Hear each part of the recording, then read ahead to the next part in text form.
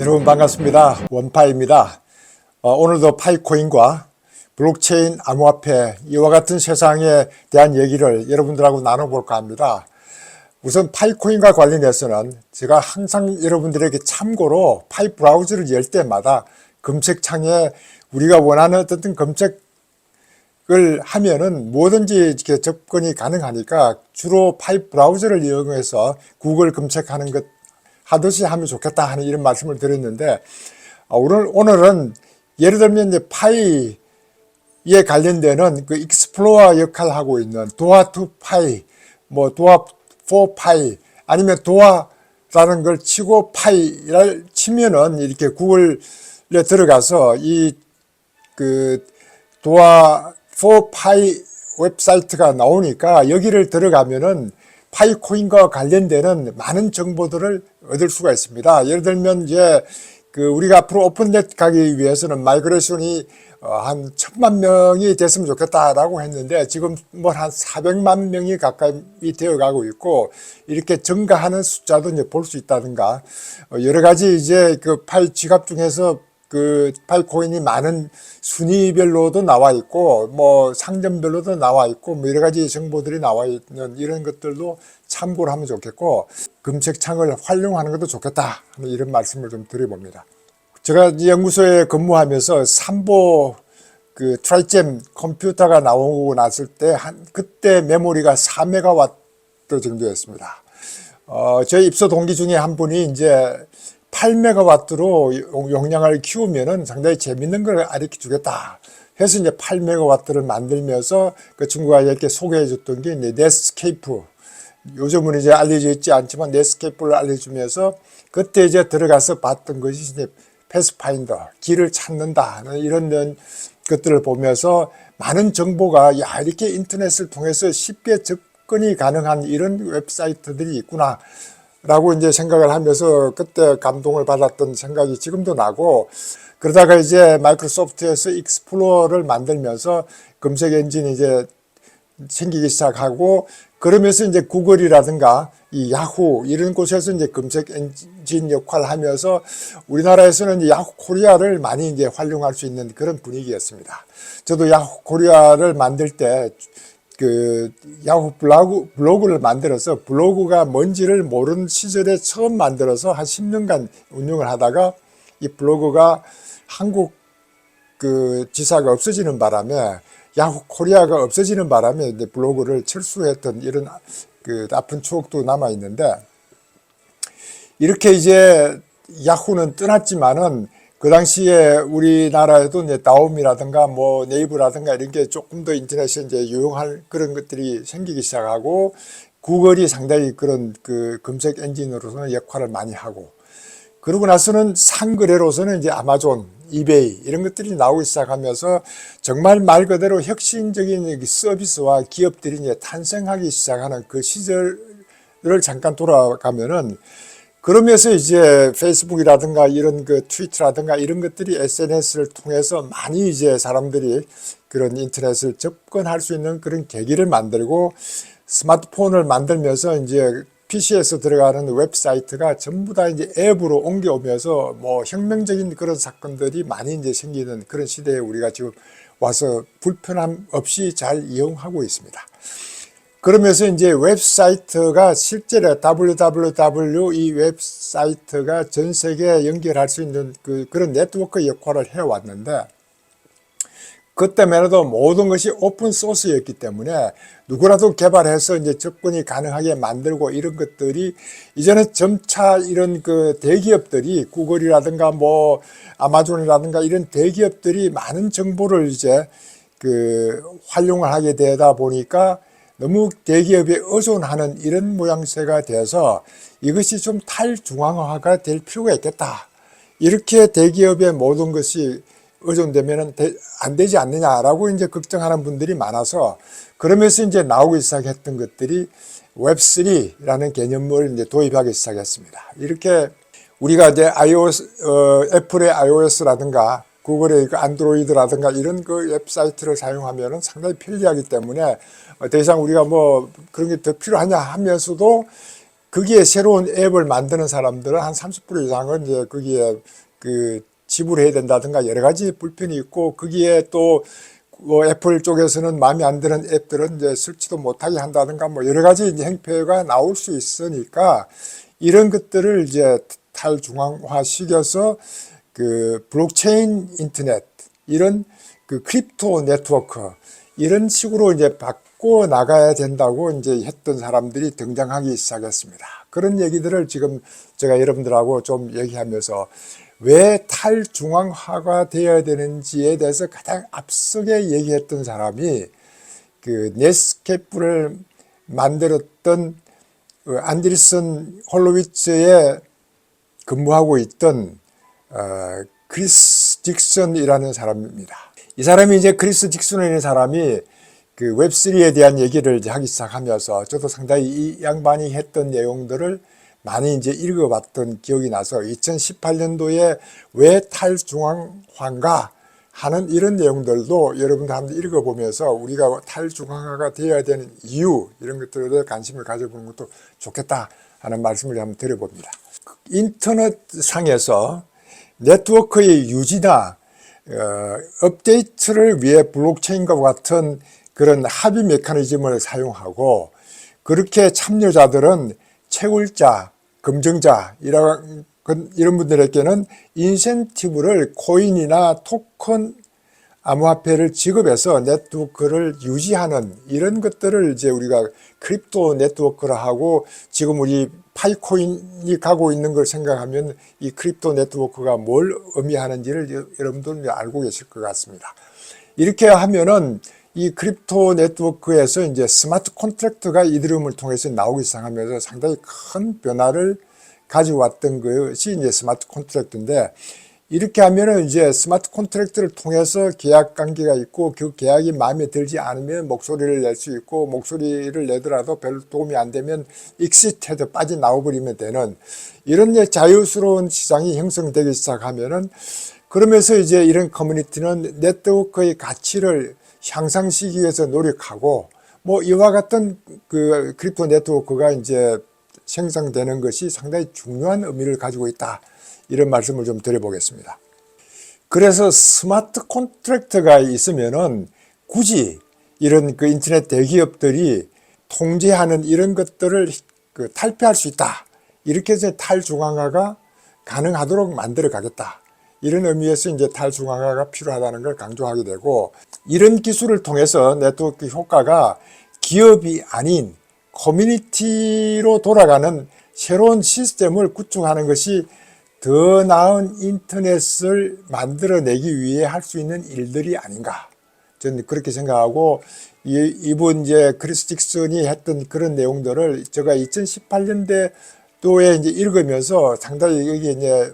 그 깊은 생각을 하게 됐고, 이러면서 이제 코인에 대한 그들의 관심을 가지고, 그러고 나서 발견했던 게 이제 파이코인을 이제 발견하게 됐으니까, 이 이제 파이코인, 파이 네트워크, 파이 브라우저가 우리 소위 말하는 파이 커뮤니티를 형성시켜서 우리 네트워크의 가치를 올릴 수 있는 그런 엄청난 그런 효과를 가져올 수 있겠다. 이러면서 이제 웹3의 선두주자로서 우리의 역할을 할 수 있다, 이런 포인트를 쓸 수 있었던 것도 이 크리스 딕슨이 왜 탈중앙화인가라는 이런 어떤 기사를 보고, 내용을 보고 저도 상당히 많은 관심을 가졌기 때문에 여러분들도 한번 참고로 하면 어떠느냐, 이런 말씀을 좀 드려봅니다. 앞서 말씀드렸던 넷스케이프를 만들었던 그 안드리슨 하고 홀로위츠가 만들었던 A16Z, 여기에 이제 그 크리스 딕슨이 크립토 담당하는 그런 책임자로 근무를 하면서 상당히 많은 이제 투자를 해서 2022년도에는 포브스가 뽑았던 그 미다스 손이라는 이런 그 호칭도 받을 정도로 엄청난 투자를 해서 수익을 올렸던 이런 분들입니다. 여기에 이제 넷스케이프를 만들어서 그 다른데 AOL에 인수를 했던 안드리슨은 A16Z라는 벤처를 만들어서 엄청나게 많은 곳에 이제 투자를 하기 시작했습니다. 물론 이제 A16Z가 페이스북이라든가 뭐 이런 그 에어비앤비라든가 핀트레스트라든가 뭐 여러 곳에 투자를 했지만은 주로 많은 부분은 20% 정도는 이런 그 코인베이스라든가 오픈시라든가 뭐 메이커다오라든가 요즘 인기 있는 그 솔라노 이와 같은 곳이 이제 그 지원을 해서 엄청나게 많이 지원을 했다. A16Z가 46조 원을 운영을 하고 있는데 한 20% 정도는 이렇게 크립토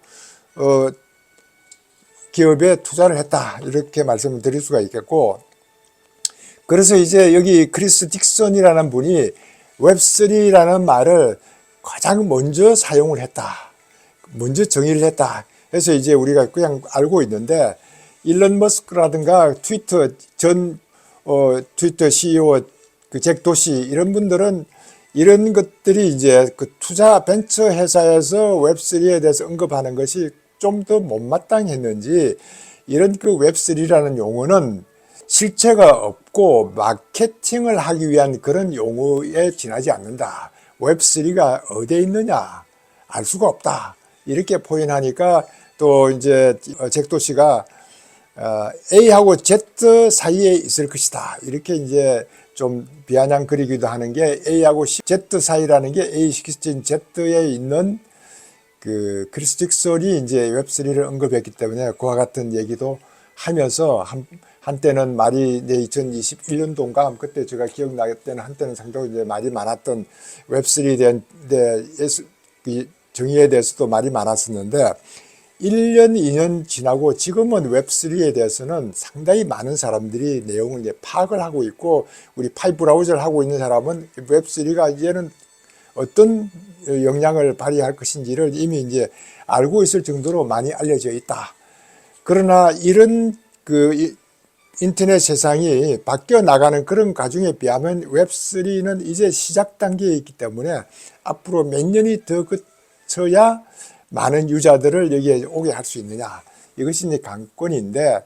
보통 사람들이 생각할 때는 웹3에 사람들이 들어오기 어려운 것은 이 웹3는 소유자를 확인하기 위해서 암호화폐 지갑이 필요한데 이런 그 암호화폐 지갑을 유지하고 활용하고 하는 이런 것이 쉽지가 않다. 그렇기 때문에 상당히 어려움을 갖고 있다. 앞으로는 이제 이와 같은 인터넷에 있는 지갑 자체를 좀 더 활용이 쉽게 하기 위한 그런 기술도 이제 곧 나오지 않을까 하는 생각도 하는데 그나마 우리 파이오니어들은 그 파이 월렛을 많이 활용하면서 그 유틸리티 보너스를 받기 위해서도 다른 사람한테 보내보기도 하는 역할을 많이 해왔으니까 좀 그래도 익숙한 편이니까 이와 같은 생태계를 잘 활용하면은 앞으로도 우리 웹3가 이 세상에서 상당히 큰 활발한 활동을 할 때 도움이 되지 않겠느냐 이런 말씀도 한번 드려봅니다. 요즘 국내에서도 이런 그 가상자산 세미나 이런 것들을 하면서 많이 이제 이 웹3 관련되는 내용들을 알리는 그런 역할을 하고 있는데 최근에는 이제 크로스 앵글의 이현우 공동대표가 그 2024 가상자산 세미나 1월 5일날 한 걸로 알고 있는데 거기에서 이제 여러 가지 했던 그런 내용들을 제가 요약돼서 이제 한 내용들을 여러분들하고 한번 공유를 해보면은 여기에서는 상당히 이제 그 이더리움 레이어 2가 이런 블록체인 열풍을 가져올 것이다. 이제 이더리움이 나오고 나서 상당히 여러 가지 변화가 있는데 이더리움 2가 블록체인 열풍을 가져올 것이다 하면서 그 이더리움의 레이어 2 생태계에 대해서 앞으로 상당히 큰 비전에 대한 얘기를 하고 있는 것 같아서 이렇게 하면서 이제 체인 간의 서로 발전을 통해서 이렇게 기술 발전이 되어가고 있다 이런 얘기를 많이 하고 있었습니다. 이런 인터체인 기술들이 이제 상당히 활성화되어 갈 필요가 있고 또 이것이 필요하고 이래 해야만 이런 그 웹3의 세상이 제대로 올 수 있다는 걸 강조하다 보니까 이런 체인 간의 연결을 상당히 얘기를 하는데 이렇게 이제 브릿지의 보안성이 다소 취약해서 해킹 당하는 피해들이 꽤 많습니다. 이렇게 해서 이제 해킹 당하면은 이 블록체인 자체는 해킹이 되지 않지만은 이렇게 체인과 체인 간에 연결하는 여기에서 해킹을 당하면은 이거 감당할 수도 없는 일들이 많이 생기고 있고 최근에 국내에서도 이런 그 오리빗 체인을 통해서 해킹 사건이 하나 생겼습니다. 이게 그 크레이턴의 카이카스를 통해서 메타마스크에 이렇게 지갑을 통해서 암호화폐를 보내고 할 때 오리빗 체인을 통해서 할 수 있도록 오지스라는 회사에서 만들었던 그 오리빗 체인이 이런 그동안에는 이 국내 크레이톤 생태계를 위해서 상당히 큰 역할을 했고, 저도 이제 오리빗 체인을 가끔 활용을 했는데, 이 카이카스에서 메타마스크로 보낼 때 어떤 코인을 어떤 체인으로 보낼 것인지를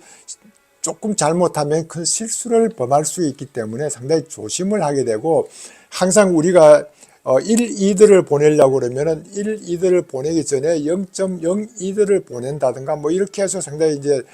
사전에 테스트를 해보는 것도 필요한 이런 것들을 강조하고 있는데, 해킹을 당해서 무려 1000억대 이런 해킹을 당해서 지금도 그 수습해 나가는 과정을 이제 오리빗 체인이 해킹을 당하고 나면은 그다음부터는 뭐 모든 관련되는 코인에 영향을 줄 수 있다고 생각하면은 관심을 한번 가져보는 것도 좋긴 한데, 이렇게 이제 체인 관련돼서 이런 지갑이 실수가 많이 나니까 우리 이제 파이코인 하는 쪽에선 언젠가는 다른 네트워크하고 연결시킬 때 이런 데 브릿지 역할을 할 수 있는 것들도 해킹을 당할 수 있다는 것도 항상 염두에 둘 필요가 있다. 이런 말씀도 한번 드려보고, 그런 경험을 가져보는 것도 좋겠다 하는 이런 말씀을 드려봅니다. 지난번 영상에서 그 암호화폐 아버지라고 그러면서 데이빗 차움에 대해서 언급을 제가 했던 적이 있습니다. 이러면서 이제 이 양반이 했던 그 얘기했던 것 중에 그 돈은 전 세계의 가난한 사람들을 더 가난하게 만든다. 이러면서 이제 화폐가 주는 그런 그 부정적인 면을 상당히 많이 취급하다 보니까 이렇게 자기 자산 포트폴리오를 다른 자산의 사람에게 올리는 거를 직접 이제 옮길 수 있는 이런 것들의 지불 수단으로 포트폴리오를 언급을 했던 그런 말씀을 드려보고, 그와 같은 식으로 이런 그 상품과 서비스를 정의를 해서 다른 사람하고 어떤 교환을 하는 것이 도움이 되지, 돈을 가지고 하면은 돈이 이제 중앙화가 돼서 이 돈을 많이 가진 사람이 돈이 없는 사람을 부려먹게 되고 뭐 항상 하는 이런 그 부정적인 어떤 시각을 언급했던 것처럼, 그러다 보니까 이제 일론 머스크가 했던 말이 이제 최근에 다시 화제가 됐습니다. 일론 머스크가 지난번 한번 영상에서 했던 말을 저도 다시 이제 리마인드를 하면은, 사람들은 가끔 경제가 돈이라고 혼돈을 하기가 쉽습니다. 라는 이런 표현을 썼습니다. 그러니까 돈은 상품과 서비스의 교환을 위한 데이터베이스에 불과합니다. 이러면서 돈은 그 자체가 힘이 있는 것이 아닙니다. 실제 경제는 상품과 서비스입니다. 이런 포인트를 썼습니다. 그러다 보니까 이제 그게 돈은 실제 그 힘이 없고, 돈 자체보다는 실제 경제는 상품과 서비스가 교환을 하는데 이 돈이 필요하다. 이런 표현을 쓰다 보니까 그게 댓글로 이제 당신은 경제를 이해하지 못하는 것 같습니다. 라는 이런 포인트 썼고, 돈은 경제의 척도입니다. 이런 포인트 썼는데, 돈이 없으면 상품과 서비스를 교환할 수도 없습니다. 라는 이런 이제 내용들이 주로 의견들이 이제 분분했는데, 거기에 또 하나 어떤 사람은 그래서 비트코인과 탈중앙화 자금이 필요한 것입니다. 이렇게 해서 바로 이제 비트코인이라든가 암호화폐가 필요하다는 것을 일론 머스크가 강조했다. 이런 표현을 썼습니다. 그렇게 해서 앞으로 우리 파이코인이 정말 전 세계 사람들이 활용할 수 있다면 우리 돈보다는 이 파이코인을 가치를 가지고 상품을 사고 서비스를 받을 수 있고 한다면은 어디든지 여행을 가고 어느 교통편을 이용을 하려고 어떤 상점에 들어가고 어떤 상품을 쓰고 하면은 파이의 가치가 어떻게 됐든 돈은 필요하지 않지 않느냐. 이와 같은 화폐의 혁명을 내걸고 있는 게 이제 파이코인이 내세우고 있는 거기 때문에 가끔 이제 이런 것들을 우리가 생각을 해보고 야, 이분들은 어떤 생각을 했을까 하는 그분들의 생각을, 인사이트를 한 번씩 이제 들어보고, 저도 그 양반들이 맞다 틀리다를 떠나서 그런 차원에서 이렇게 생각을 했구나.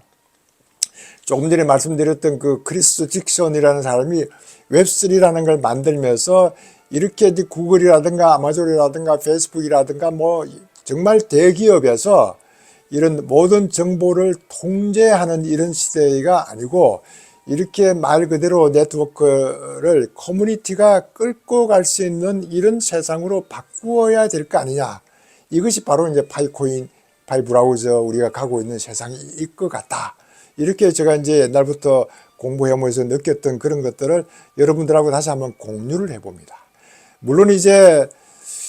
그 코인 자체가 정부의 어떤 제한을 받아야 되고 그 인정을 받아야 되기 때문에, 그렇지 않으면 통제를 아직도 당하니까 어차피 탈중앙화라는 그런 개념보다는 중앙의 제도권 안에 들어가서 활용하면 좋겠다 하는 이런 말씀을 항상 드려왔지만은, 근본적인 것은 탈중앙화라고 해서 탈정부가 아니고 정부에서 만들었던 돈에 의한 그런 어떤 그 경제가 돌아가는 것보다는 민간에서 만들었던 이런 탈중앙화된 경제에서 돌아가는 이런 코인의 가치를 얘기하는 거고, 또 구글이라든가 뭐 이런 그 아마존이라든가 이런 대기업에서 운영하고 있는 이런 트위터라든가 이런 것도 마찬가지지만은, 대기업에서 운영하고 있는 이런 것들에 비해서 커뮤니티가 주인이 되는 이런 웹3가 활성화될 필요가 있겠다. 이런 것들도 항상 염두에 두고 있습니다. 요즘 이제 모든 암호화폐를 하는 분들 관심을 가지는 것이 이제 비트코인 현물 ETF가 승인이 될 것인가 하는 것이 초미의 관심입니다. 이렇게 이제 비트코인 가격이 뭐 승인이 안 된다고 그러니까 뭐 떨어졌다가 또 승인이 될 것이다 그러니까 올라갔다 왔다 갔다 하고 있는 것들은 장기적으로 보면 우리에게는 언젠가 필요성이 인정이 되고 정부에서 인정이 된다고 하는 그런 믿음은 계속 가져왔기 때문에, 제가 그와 관련되는 방송을 여러분들하고 하는 이유가 바로 거기에 있는데, 그 중에서 이제 제가 이제 리플 관련되는 것이 우리 파이코인과 리플과 스텔라의 XLM은 관계가 있으니까 가끔 언급을 드리는 건데, 리플이 상당히 이제 그 소송을 통해서 어려움을 겪고 있다가 작년에 이제 그 XRP가 정권이 아니라는 그 이후에 상당히 활성화가 시키고 있는 것 중에 하나가 이제 그레스 스케일이라면 상당히 큰 그 대사 중에 하나인데, 여기가 이제 그 디지털 카렌시 그룹의 하나의 그 산하에 있고, 그레스 스케일에서 라지캡 펀드에 이 XRP를 집어넣었다 하는 것은 상당히 큰 의미가 있습니다. 이렇게 이제 리플이 거기에 추가했다는 것만 해도 큰 의미가 있기 때문에, 여기에 이제 그 그레스케일이 가지고 있는 그런 라지캡 펀드 GDLC의 비트코인이 69%, 이더리움이 한 22%, 솔라나가 3.65%, 리플이 2.54%, 카르다노가 1.62%, 아발란체가 1.14%. 그 프로테지는 뭐 차치하고라도 리플이 여기에 다시 들어갔다는 것은 이미 이 디지털 카렌시 그룹 또는 그레스케일에서는 리플을 소송해서 거의 이긴 거나 마찬가지다라고 보고 이제 다시 이렇게 집어넣는 거 아니냐. 저는 그런 차원에서 여러분들께 말씀드리는 거고, 오늘은 왜 우리가 파이코인을 채굴하고 웹3 세상을 경험해 볼 필요가 있는가. 그리고 이와 같은 세상이 오는 것이 하루아침에 오는 것이 아니기 때문에, 우리가 마치 파이 네트워크가 오픈만 되면은 뭐 큰 부를 창출시킬 것이라고 너무 이렇게 기대를 크게 하면은 그것도 큰 문제니까 조금 더 장기적으로 생각을 해보는 것도 좋겠다 하는 이런 말씀을 드리면서 영상을 마치겠습니다. 오늘 영상 시청 여러분들 감사합니다.